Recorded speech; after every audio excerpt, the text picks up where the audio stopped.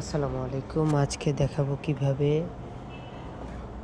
Admin access দিবেন কোনো একদম নিরাপদে। প্রথমে আপনার ফেসবুক পেজে যাবেন, তারপরে আপনারা ফেসবুক পেজের এখানে হোম পেজে গেলাম, তারপরে এই যে 3 ডট এখানে থাকবো আর কি। আমি প্রথম থেকে দেখাচ্ছি।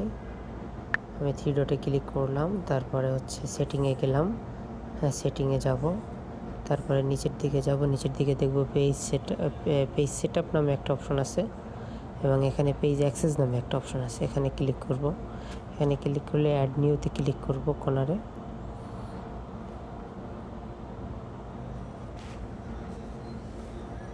এখানে নেক্সট নিচে ওটা দেখা যাচ্ছে না, যাই হোক নেক্সটে ক্লিক করব। তারপরে এখানে নাম সার্চ করলাম,